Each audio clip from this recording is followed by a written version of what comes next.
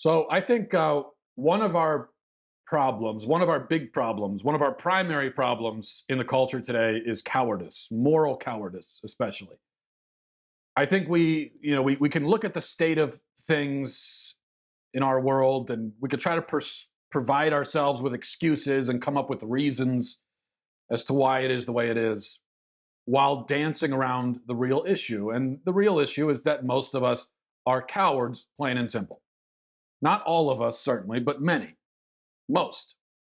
And so you may be wondering, well, how do I know if I'm a coward? How do I know if I'm a moral coward? What's the test? I think we can figure out if we ourselves are moral cowards by asking ourselves just a few questions. Okay, so this is what we could, this is what you can ask yourself. When was the last time I did something that I really didn't want to do, but I did it anyway because it was morally right? Or the inverse of that, when was the last time I didn't do something that I really, really wanted to do and had the opportunity to do, but did not do it because it would have been immoral? Or when was the last time that I took some kind of moral stand that I knew was going to bring about humiliation and maybe even worse consequences than that, and especially a moral stand that I knew could potentially alienate me from even my own friends and people on my side? And so I'm not talking about going on Facebook and writing some Republican things, some talking point from Fox News that all your Republican friends are going to agree with. No, I'm not talking about that. That takes no courage whatsoever. I'm talking about taking a stand on something that may alienate you from everybody practically, where you have no guarantees that anyone around you is going to agree.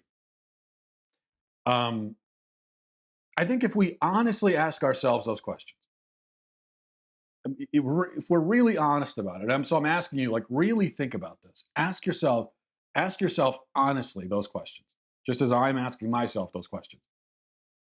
And I think if we do that, a great many of us would have to admit that we've never done any of those things, or not done them, as the case may be. I think if we're being really honest, many of us cannot think of one actual example of us doing something we really, really didn't want to do, but doing it because it was moral, or especially not doing something that we really, really wanted to do, but we didn't do it because it was immoral. And I really think that most of us probably can't think of one honest example of us in our own lives standing up, taking a stand, and really going out on a limb and exposing ourselves to humiliation and other consequences because of it. I think most of us can't come up with an example of that. And I feel safe making that assumption because if a majority of us had the willingness to act with moral courage, then we wouldn't be in the shape that we're in our society. We've arrived at this point through the consent and often the active participation of most people. That's just the sad reality. And that's why I'm not a populist. Okay, I know populism is very popular these days, not surprisingly, but I can't jump on board with this kind of right-wing populism thing, because what I notice in populism is this instinct to blame everything on institutions and on the kind of elite, shadowy villains in academia and the government and the media, and they're the ones, they did everything, it's their fault. And it's true that they deserve quite a lot of the blame, and I spend a lot of time blaming them for things, and they deserve it. But it's not just them. The sad fact is that most regular people have participated in the degradation and destruction of our culture. And if they were not participating, or at least consenting to it through silence, if most of us weren't doing that, then we wouldn't be in this state. All of those elites and everything, they only have the power that we give them. Hollywood only has any power because if we didn't pay attention to Hollywood, it would have no power whatsoever. It also wouldn't have any money if we didn't give them money. We all sit back and like, how does Hollywood have so much power? This is ridiculous. Meanwhile, we're literally handing our cash to Hollywood and saying, I can't figure out why Hollywood is so powerful. I'm so sick of Hollywood. And what is that for the movie ticket? $27? Well, here you go. I mean, and then we go in and we vote these people into office, and then we say, I can't figure out where did these politicians come from? I can't figure out why they're controlling everything. And then we complain about academia and say, well, academia is destroying society. Meanwhile, we push our kids into these liberal colleges and universities, and we send our kids to public school. We're like we're pushing our kids into the academic system while complaining about academia. So yes, I blame us. We are not innocent little victimized snowflakes who are just trying to live our lives and are being bullied by those mean elites. That's not what's happening. So I mentioned yesterday, just by way of example, the story of the two biological boys who were permitted to compete against and ultimately defeat girls at a state track and field championship in Connecticut. And I talked about this on the show yesterday. The reason I bring it up again is because it's what got me thinking about the issue of courage. This story is just a perfect example, a perfect microcosm of how things always go in our culture. When you have radical leftists imposing their will on moral cowards. So as I said yesterday, just in that example, just as one example, if every parent who silently disagreed with allowing boys to steal medals from their daughters, and every coach who privately felt disgusted by it, and every school official who harbored serious reservations about the whole thing in their minds, if they all would just speak up and refuse to participate in or facilitate any competition that involves boys, then the problem would be solved. Just like that. And that's the case for most of these problems. If everybody who silently disagreed with it would just say something and do something about it, the problem would go away. It would really be that easy for most of these things. But in that case, too many people were afraid. Too many of them were cowards. And so they let the smallest minority pushing the craziest ideology prevail because they were too afraid. I hear all the time about the so-called silent majority. There is supposedly a silent majority who allegedly opposes and despises radical leftism. You know, they're not on board with any of this stuff. They're the silent majority. And conservatives will often talk about this majority with some kind of like pride. You know, conservatives will talk about this majority as if we're proud of the fact. We'll say, well, you know, we're the ones really in the majority.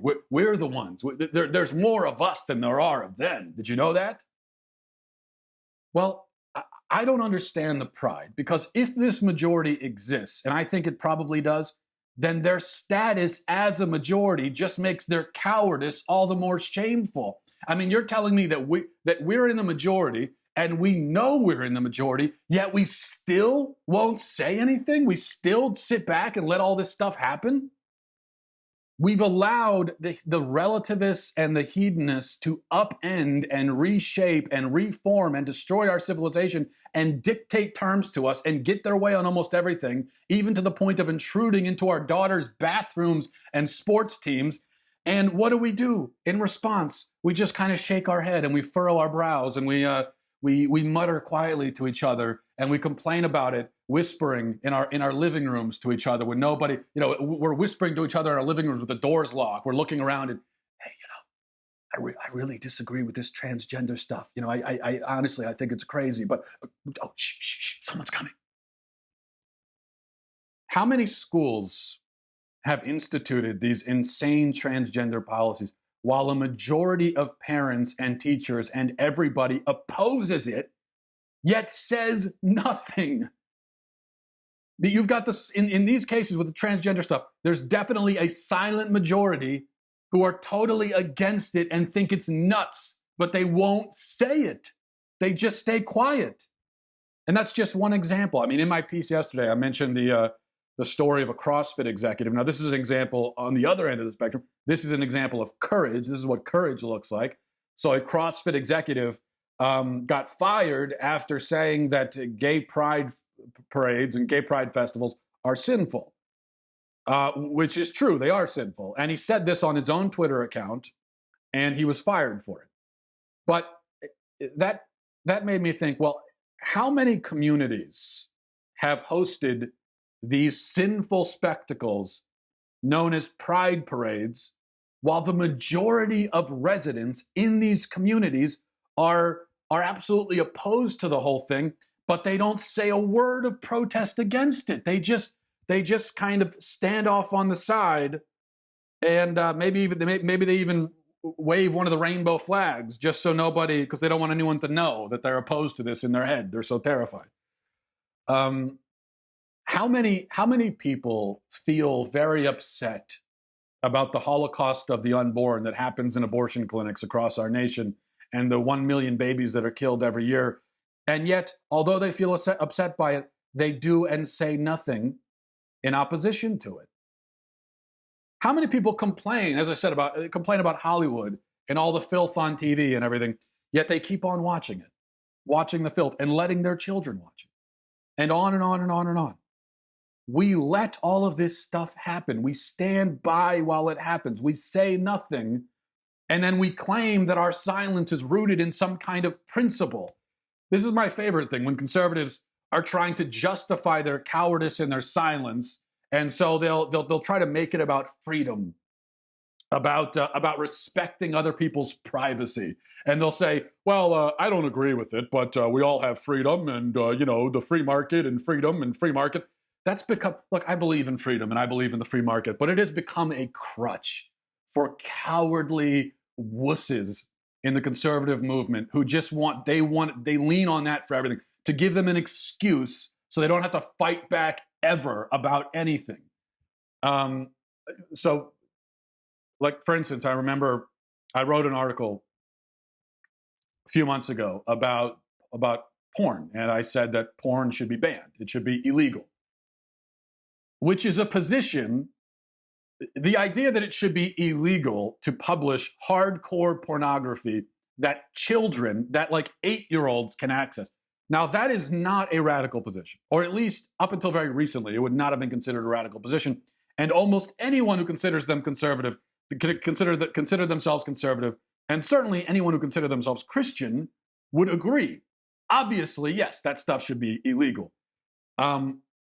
So I wrote this article, and what I found is that the majority of conservatives in the audience absolutely disagreed with making hardcore pornography. They on the basis of freedom, they said, it's freedom. So yes, because of freedom, we have to let our 8-year-olds watch hardcore pornography. That's what we need. It's freedom. That's what Thomas Jefferson would have wanted. You know something? I know this is going to be very scandalous for a lot of conservatives in the audience. I don't care what Thomas Jefferson would have wanted. Thomas Jefferson is not God. Now, I actually don't agree. I think that our founding fathers never intended for the First Amendment to cover hardcore pornography. And if they could have looked into a crystal ball and saw a situation where the First Amendment was being used to give pornographers the freedom to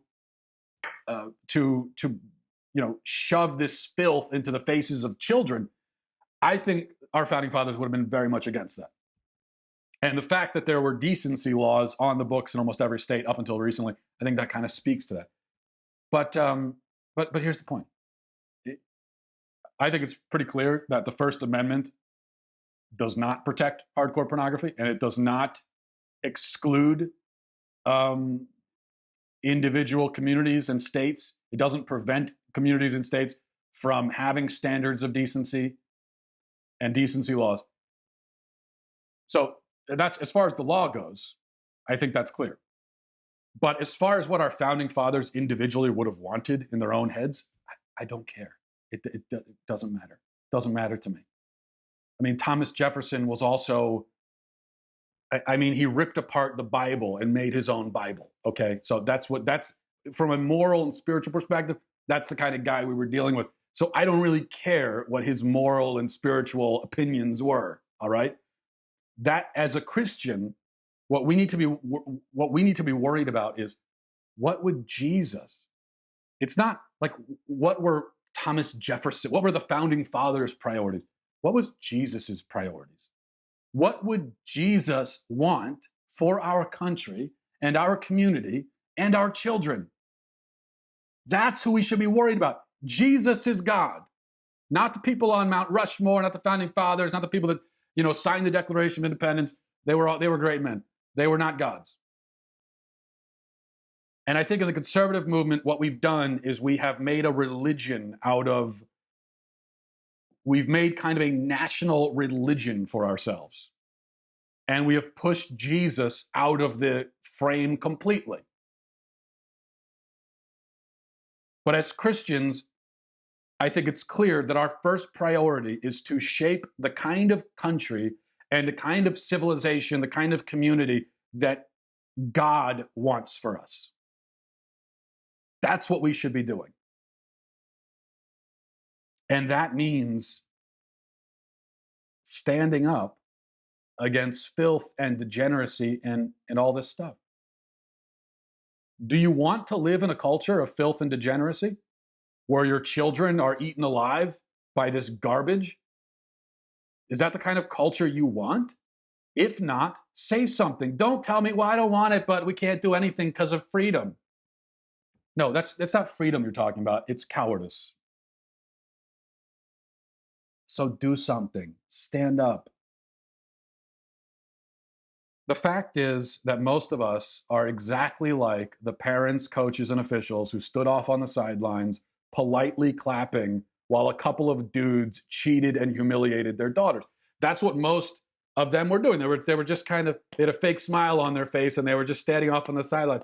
Yeah, okay, good job. You go, girl. I mean, why weren't their parents running onto the track itself and saying, no, I'm not even going to let this race go up? Why didn't some girl's dad go up and confront these dudes, these cheaters, and say, hey, buddy, you got the wrong track. The boys' track meet is that way, okay? Now get off. Why didn't somebody's dad do that? Do you think, let me ask you something. 50 years ago, if this happened 50 years ago, imagine like your grandfather, okay? 50 years ago, you got some muscle-bound dude that shows up at a girls' track meet 50 years ago and says, yeah, I'm going to race against the girl. And there are a bunch of dads in the audience. How do you think the dads would have responded to that? Do you think they would have just sat back and said, well, we can't do anything. It's freedom, Freedom, yeah. It's what Thomas Jefferson would have wanted. No. Those dads would have walked right onto that track and said, hey, bud, get off. No, you, get out of here.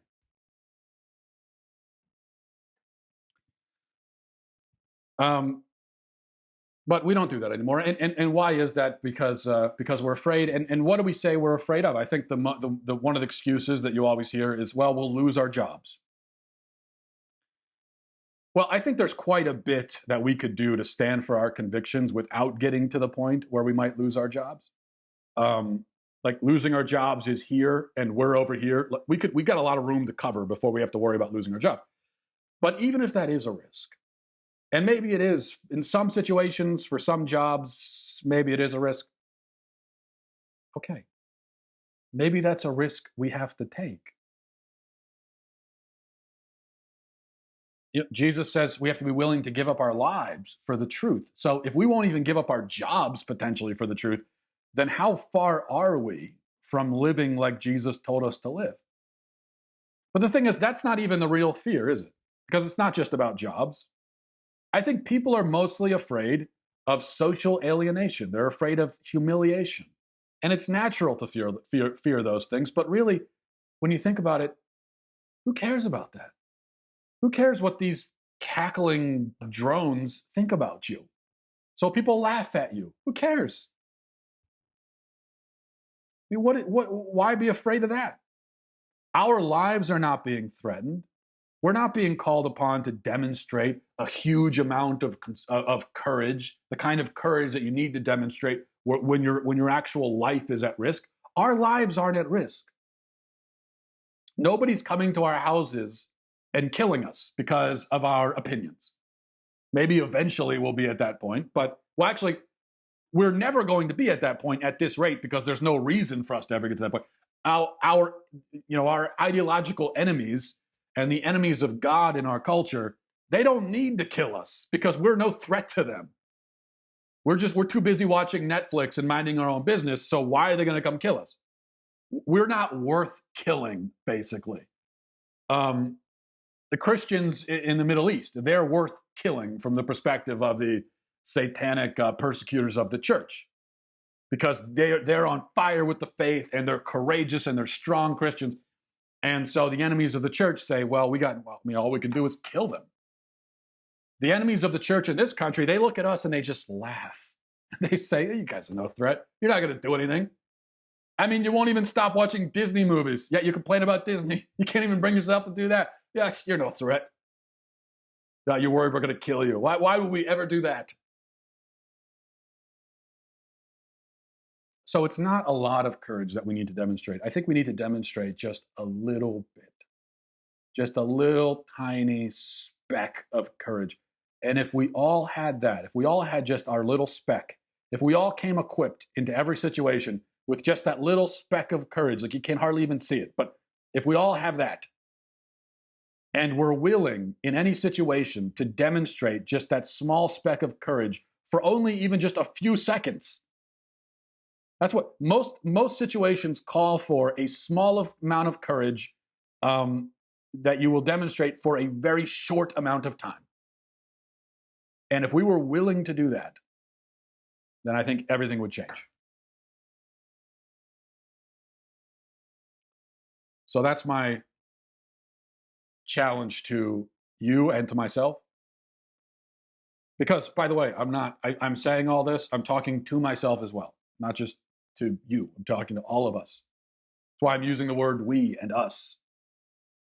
I certainly don't put myself forward as some sort of monument of courage at all. So this is a challenge for all of us. And I think if we're willing to just have a little bit of courage for a short amount of time, little courage in small spurts, basically, if we're willing to do that, then I think things would change.